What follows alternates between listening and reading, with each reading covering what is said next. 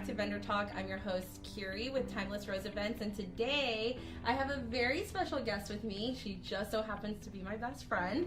So give it up for Jillyne with Jillyne Rennee Makeup. Is that how we're... Yeah. Okay, awesome. I just want to make sure. So things have shifted because Jillyne is back from LA, and she's originally here from Houston. Right, well, you were born in Dallas. Yeah. You were basically grew up in Houston. Yeah, I so came, yeah. the start of everything happened here, and now she's back.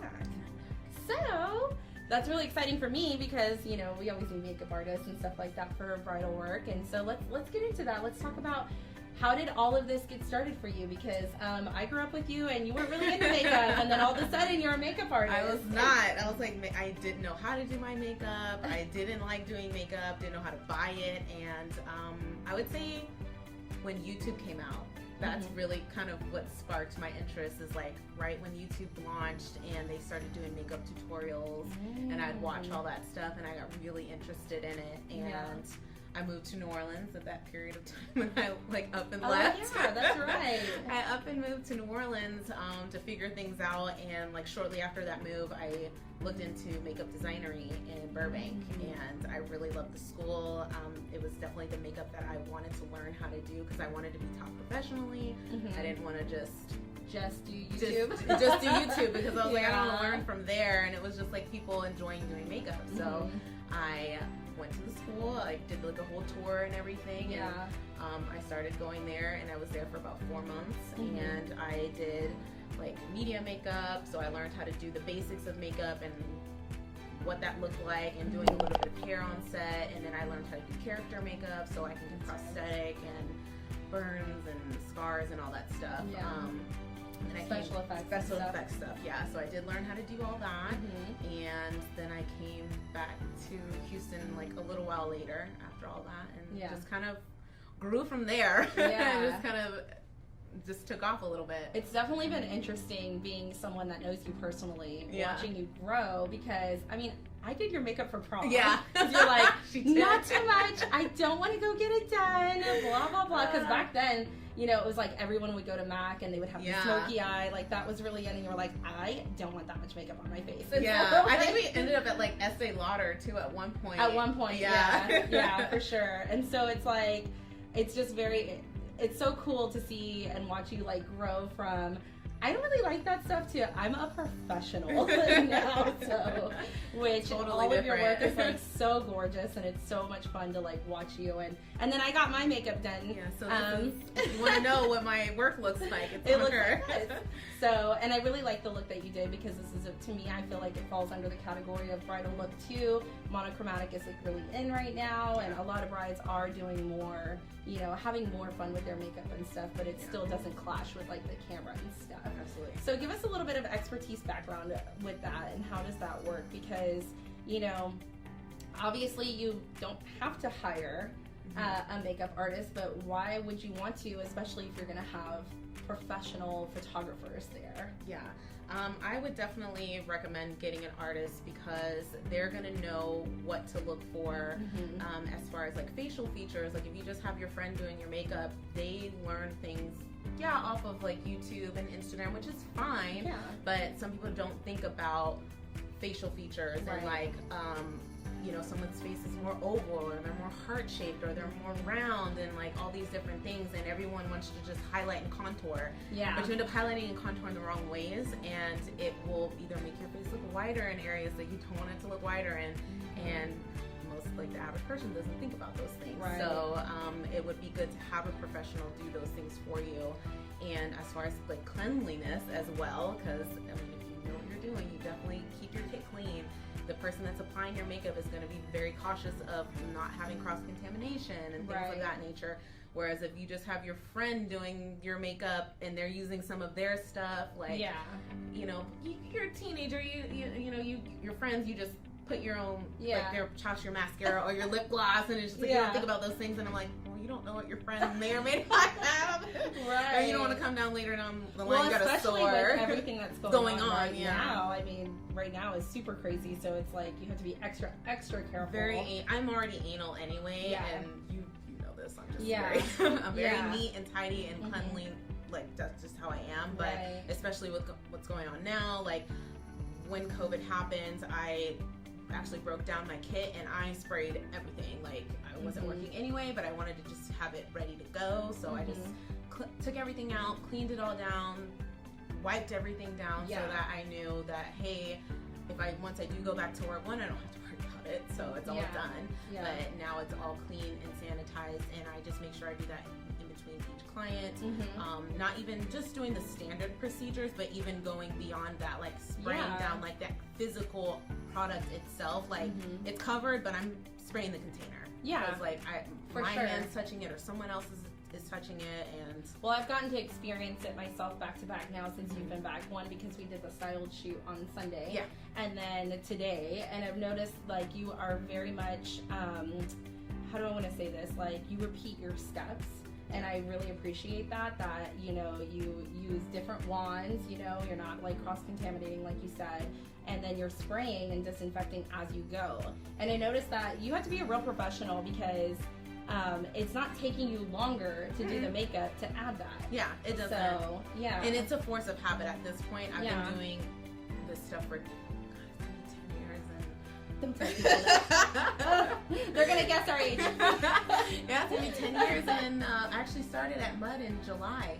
10 years ago, so it'll be like we're working right on that clock. Oh right my on that God. circle, yeah. So that is crazy. and it's just something that I was taught to do this, so it's like it's nothing new for me. It's nothing extra that I'm like, oh, I gotta do this extra step. Like, why wouldn't you? Why wouldn't you want to do this? The training is there. Yeah, the training is there, and it's like a force of habit. So and people notice it. People honestly notice when you're clean and you're taking precautions. I can't tell you the amount of times people are like, oh my God, you're so organized, or oh my God, your kid's so clean, and I'm just like, who's doing your makeup? Like, who, like, like, who are these people that's doing your makeup? I know. That's kind of scary. It makes you just kind of question it. Yeah, like for someone just to even say those things to me, and it's just like, wow, like, okay, what is going on out here? Definite impact on people to actually vocalize that. It's like, and we're gonna show them too. Yeah. We're not just saying this. We have the whole shebang with us today, and so we're gonna break that down and get into the nitty gritty of everything that Jillyne has with us today. So LA, that's exciting. Take us into that. You know, first of all, what made you decide to go over there and leave me and she was leave not happy everybody about that. here? But I was very supportive. You were very supportive up until like even when I was leaving. You're like, you don't have to come home, but I want you to come home. Yeah. I felt that because of what type of makeup I was wanting to do more of. I mean, I did weddings here in Houston, but I wanted to do TV. I wanted to do film, and at the time, that wasn't a thing here in Houston. You had it in New Orleans, like they were filming a lot because of the tax break there. Atlanta really wasn't a place that I wanted to be at. I just didn't feel it was someplace I wanted to go. Right. So it's like, well, I've already been to LA. I know what that's like. So let's try LA out. So and you got to do some really cool stuff, and that's cool I want to talk about that because I mean you've been on red carpets and things like that. So I like my first few months there. I got my first indie film, like feature film. So I was on set with like an entire crew, casting crew, and that was really interesting, and just kind of dive into that. I've done web series, I've done commercials, I've done so many things, and then like you were saying, red carpet. We had a lot of events as far as like Grammys and Oscars, so I'm really busy during the beginning of the year with that and people attending those events and award shows. So I would always get called to just do makeup for somebody that was nominated. Like the last gig I had was like the Grammys, and one of my clients, she was, I think she did like her production company did Lil Nas Old Town Road, and they ended up winning. It was the music video, right? The music video, So they won like whatever the category that they were in. So that was kind of cool, and to be able to have a photo of her like with the Grammy. And so that was really neat. So I've had a lot of really cool experiences in such a short time. Right. Because I was only there like 3.5 years, or about 3.5. So all that to say that your wedding and your needs aren't gonna scare her. Oh it's not something, I didn't do a whole lot of it there, but I mean I definitely worked. Like it's essentially the same thing. Makeup is makeup. It's not anything different. It's just a different style and like what people want, and it just depends on where you're going and what you're doing. But ultimately, it's like it's all the same. Yeah. Except for when I'm on set, I'm like, well, what kind of lighting do we have? So I have to play into that kind of thing. But and it's like you said, for weddings, it's like I need to know: are we inside? Are we outside? Like, to be able to, stuff like that. Yeah, and, different things that I know this is going way back to the beginning, but that's also why it's so important to have a professional, because see, I love makeup and it's just more of a hobby and / obsession of mine. So I learn a lot of different things about like Flashback and using the right products to, so why don't you explain that, since you're the pro? What does that mean, and you know, how can that affect a bride or somebody getting their makeup done? You know, I think it's very important to know the products that you're using. Like you said, you can get Flashback, and that Flashback comes from ingredients in your product, and if you don't know what those are, you can come into those problems. And Flashback, it means that it's just the light bouncing glaring back at you, and from the cameras, and not stuff. Flattering ways.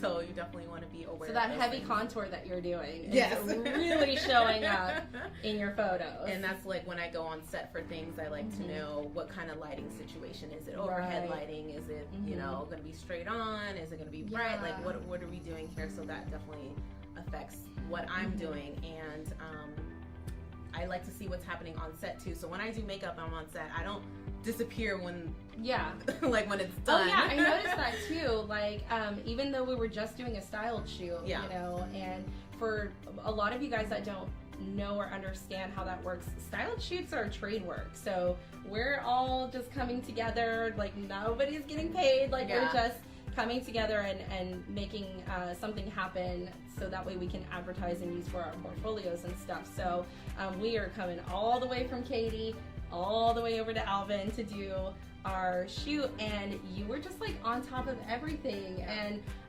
that, I had never worked with you in that aspect. We've never so worked I together, was not expecting that. I mean, you were like running in between shots, doing touch-ups and stuff, and I'm just like, oh my, I was so impressed. I was just like, oh, that's my friend out there. Yeah, like, this is what I do. I just loved it. I just thought that was so great. Yeah, you know? we don't disappear. I mean, again, it just depends on like what you're doing. But normally when I'm on set or a photo shoot, I'm there. I'm on video, what we call Video Village. So there's like a separate location where there's a monitor that I can see.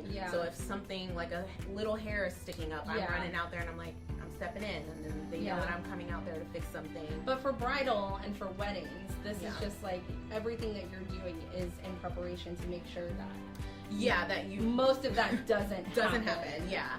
And then of course you'll get, I typically like to leave items with my bride or my client that I cannot stay with the entire time.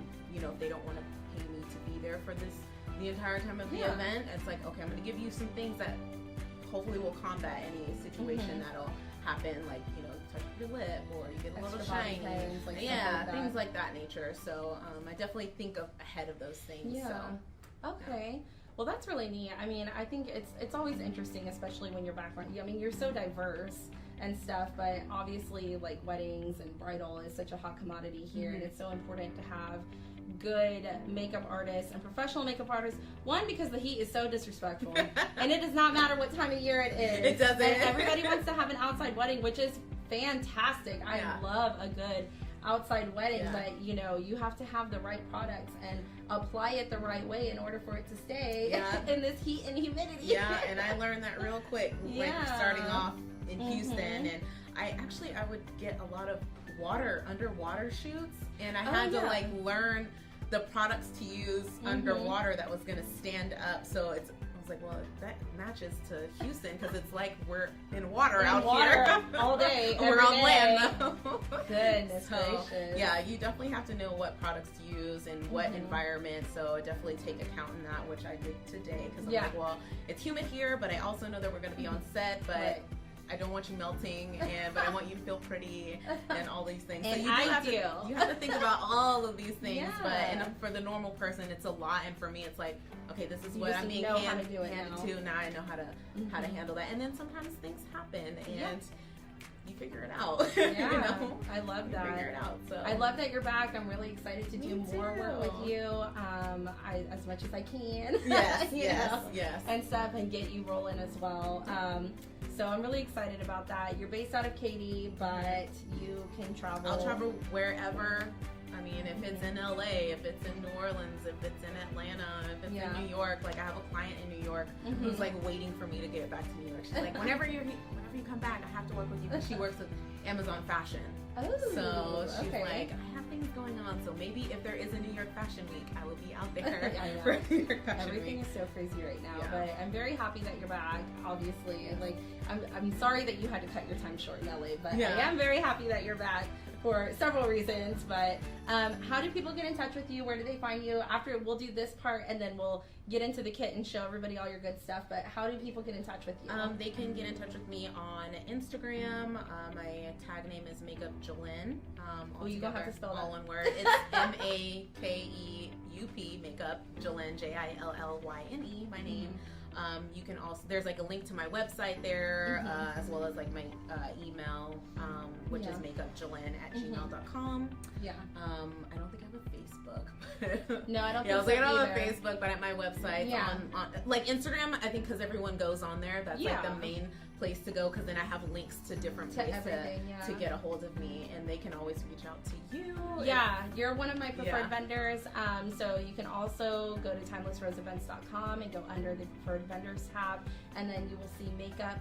Click on the makeup tab, and that'll take you to all Jillyne's stuff. Yes. So when we come back, we're going to dive into her kit, so that way we can see the kind of stuff, one, that makeup artist should have, and some of the steps that your makeup artist should be taking in the event that you don't go with Jillyne and you hire somebody else. You're going to want to look out for these things. So when we come back, we'll do that. Welcome back, everybody. All right, so as you can see, we've got a lot of stuff here. And it's not even everything that I actually own. That's true. I know that for a fact. That is true. So anybody who is interested in makeup at all, this is just a dream.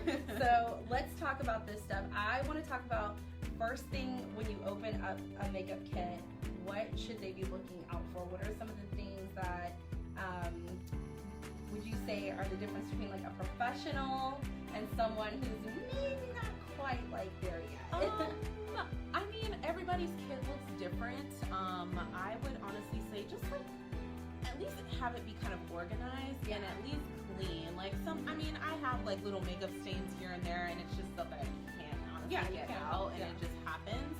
But it shouldn't be wrecked. It shouldn't be trash. You shouldn't have to. Your artist should literally not be like having to find things. They should definitely know where everything is. Yeah. Because if you're just throwing things in, then you don't care. You don't care about things being organized. You don't care about it being clean. So that is something that I personally would look at if I were having someone do my makeup. Right. The first thing that I noticed as a germaphobe myself were these. Yes. And now get my germs all over them. But I noticed this. So I love that you have this, and I know you have some other antibacterial stuff in here too. I actually just picked those wipes up because of COVID, and I want to try to wipe down my entire case as well in between people. And just products in general. But normally I carry 99% alcohol and spray things down, and typically sometimes you want to wipe the counter that you're working off of, but because I like to work with towels, so I usually have some black towels on hand. So I actually have 2 in here, and I always keep clean ones.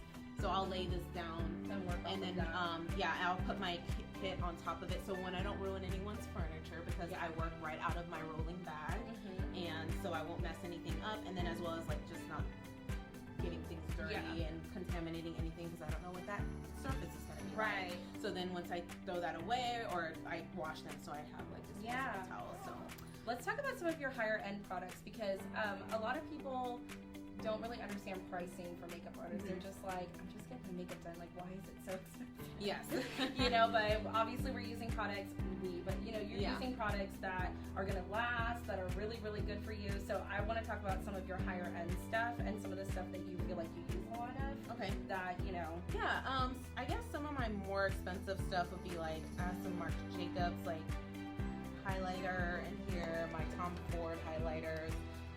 You honestly don't have to pick really expensive expensive makeup, because you can honestly get some really good makeup looks even at drugstore stuff. Yeah. But I personally buy more expensive because it's what I like. You don't have to. Like I said, not every artist is going to be able to do that. Yeah. But even sometimes price point, sometimes I don't even base my price off of how expensive my makeup is. A lot of us do that off of talent, or not talent. We base our pricing off of experience and how long we've been doing this. I've been doing this over 10 years. I'm not going to charge $40 makeup. Right. It's just not something I'm doing. I've been doing this way too long. Yeah. I know what I'm doing, and you're trusting me with my skill set. So that's what I'm charging off of. Yeah. And you know, some of the makeup does go into it too, but it's more so like I've been doing this a really long time. Like this Natasha Denona. Yes, it's $150 palette. I love that. But your girl also shops on sale, so. Oh, absolutely. Yeah, absolutely. I mean, even though I get discounts, I don't get discounts everywhere. So certain things I have to keep an eye out for. It might be a while before I can get it, but I eventually get my hands on it. I like this. Oh my. I want to talk about this. My lipstick palette. At one point, I think I had like maybe 300 lipsticks in a bag, and it was just ridiculous. And it was just too much stuff to carry. Right. So I broke it down into like shades that I honestly use all the time. So a lot of neutrals, reds, like red carpet events, or somebody that wants a bold lip, and you can mix and match. I definitely don't dip out of here. I take a spatula, so I have a spatula in my kit or in my brush belt. So you definitely want to take that out, and then always have a palette to work off of. I'm definitely trying not to use my hands as much. I like to work off of my hands, but again, with COVID, I do wash my hands before each client, and I actually make a point to say, hey, I'll be right back. I'm gonna go wash my hands so that they know I washed my hands, because like I said, I like to use my hands on people. Things tend to blend better with hands. So and if I also ask. I definitely make sure I ask if it's okay if I use my hands on anyone, because if they say no, totally fine. Then you know how to work with that. How to work like that, but I'm like, is it okay? And they're like, yeah, sure. Then I use my hands, and if not, I have my brushes. And I love how clean this is. It's organized. I know where everything is. So I have all my brushes. I have hair clips to clip anyone's hair back. Little extra hair ties if I need them. Just basically anything I would need. Tweezers. Try to have everything functional. You definitely, like I said, you want to make sure your artist isn't fumbling around looking for things, because that also makes the makeup time longer, and you end up sitting in a chair unnecessarily for a really, really long time because they don't know where they're stuck. And as a coordinator and somebody who does timelines, that's something that is definitely stressful. I mean, we normally try to contact the makeup artist and say, hey, how long do you need? How long is it going to take you? Because normally it's not just the bride, it's the bride, bridesmaids, mom, it's like all these people. So, we need to know how much time it's going to take to do that stuff and allocate for that time. But it can get stressful when we're running so behind on everything, because it could be a number of reasons. So many things. It could be a number of reasons. One of the things I wanted to point out, what is something that you think that brides should know when they come to, like, as far as like some of the information that they would need to give you so you can be prepared? Basically what kind of look they're wanting, like, because there's like faux coat, there's like full on glam, like you might have somebody that like, I want black eyeshadow and like 3 sets of blushes. Like, I would like to know this information, but that also goes into a consultation. So with doing a bride, I absolutely will have to do a consultation. There's no question. I'm not going to just walk into a wedding without it. And unless there's some sort of circumstance where I did that, but I pretty much require a consultation so that I don't run into something on the day of the wedding and I didn't do that. This is not what I wanted at all. And they didn't want it, and then you run into that time overlapping and then things of that nature. And I definitely want to make sure I have a consultation so that we can go through these looks, and like, she likes the eyes but maybe not the lip, she likes the blush and not too, I don't like the highlight.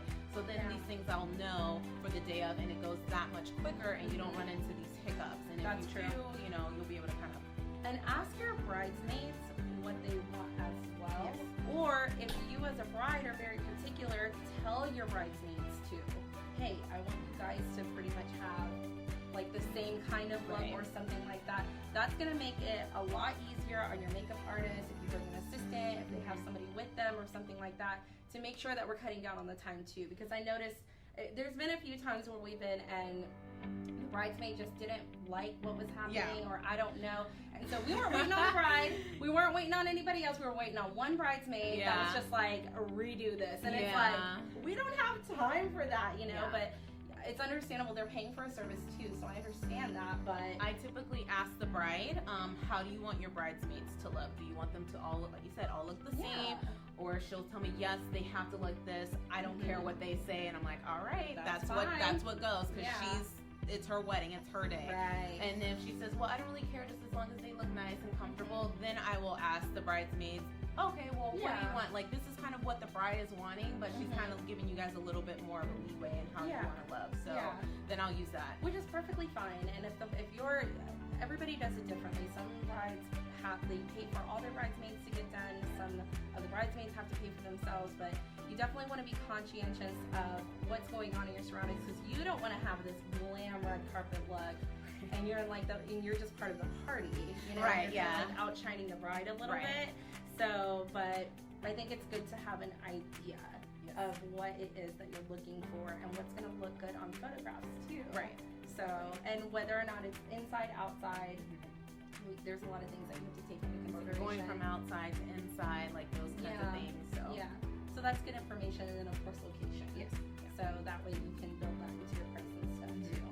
So, well, this was really fun. I mean, of course for me, because I'm just over here like, ooh, I've never seen these before, and different things like that. So. Yeah, and my kid's constantly changing. Like, it's probably going to change here again in the next like week or two. I swear I change it like every 2 weeks. Well, makeup comes out every 2 weeks. I feel like the next new thing is always just around the corner. You know? Yeah, and well, with me, because being in LA, I was constantly working on different sets, and I might only have one person, and I know I only have one person. Well, I'm not going to take my entire bag. I'll take the things that I need, and I'll just take the things that I need, and we'll just kind of go from there. But yeah, this is like, again, this isn't everything that I own. I have backups at home. I don't typically like to carry full on foundation bottles because one, it's too heavy, so I like condense down in little containers, and they're all labeled so I know what they are, and I'm not guessing anything. And then you mix according to skin tone. Right, because I don't carry every shade of everything because it's just too many products to carry, and I definitely try to be as condensed as possible for my sake.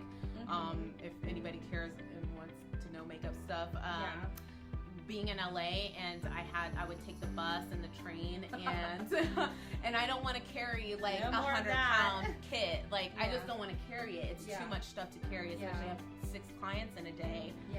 It's a lot of stress on your back and stuff like that. So I try to condense it as much as I can and just only use what you need, because you can mix and match things and work that way. And I think it's more efficient versus having, I have my masks for people now and straws for my models. If they want water and I don't want them to mess up their lipstick, I'll go get them a water and put a straw in it. I keep, I have like a Sharpie in here to like label things if I'm on set for something, and I have a specific powder puff for each person so that I don't cross anybody. But this is already stuff I was doing. You should be doing before, like the whole COVID thing. You definitely don't want to be mixing anything.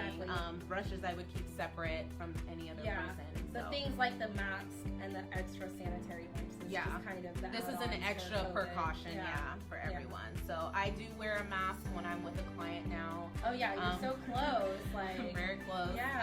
So I try to make them feel comfortable, and just for me as well, because even they might not know if they're sick or not, and because everyone's running around asymptomatic, and I don't want to potentially harm myself, so I just wear it for me, and to protect them, because who knows? I don't know. But yeah, I have basically everything I would need in here with sponges. Like everything is pretty much organized, so I try to keep it that way. And at the end of the client that I'm dealing with, if I have time, I will clean. I will clean right then and there, so that I don't have to worry about it later on. Or if it's just that one person for the day, or I know I'm done for the day and I just kind of want to get out of there, I'll pack everything up, but then I will take it home and wipe everything down. So everything does get cleaned beforehand.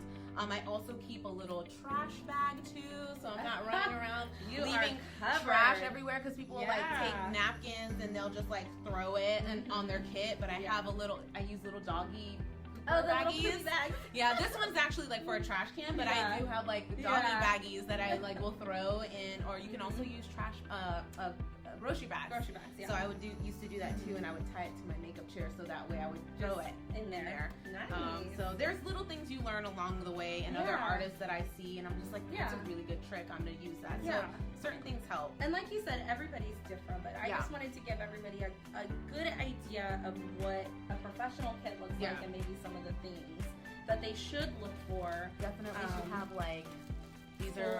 These are mascara wands. You definitely want to have a pack of those. I have some ones for lipstick as well.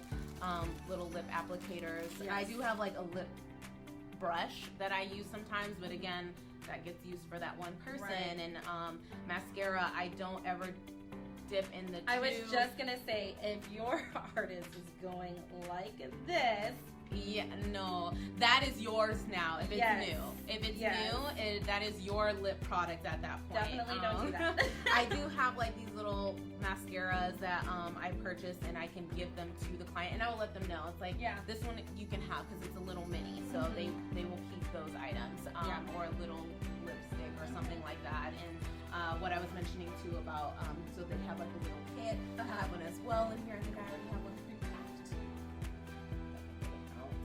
So it's like a little mesh baggie. This one's more for like my red carpet people, and it has like a toothpick in there, a lip wand, a little container with their lip product in it. There's a mint in there, and a little cup that I'll load up with a little bit of powder, and that way they can touch up. And my card's in there as well if they, you know, want to use my services again. But for the bride, I probably would do a little bit more for them, like pertaining to what they're doing. Pertaining to what they're doing, so that they have something else to kind of carry with them, in their clutch or wherever they're going. So I love that. Well, thanks for coming and playing makeup with us. Of course, I love it. You also do lashes. I mean, everything. Yeah, I offer everything. I have lashes, individual strips. I have a lot of skincare stuff. Like if somebody's like, my eyes, like I was traveling, and I have like little eye masks that I use during the service, so it also does not add more time. It's not like you're sitting there and I'm not doing anything. I work on something else. Yeah. I'm definitely that artist. I feel a little kind of everywhere when I'm creating. Because like people are like, oh, but my face isn't done, and I'm like, I know. Like this is my process. I have to just work in my own way, because once I'm staring at something for too long, I kind of lose like my focus. So I try to go over. That's funny. You guys can catch Jillyne on Instagram at @MakeupJillyne. She also has her website, which links on the Instagram. It'll take you straight there. Yep, and you can find her on timelessroseevents.com. Till next time.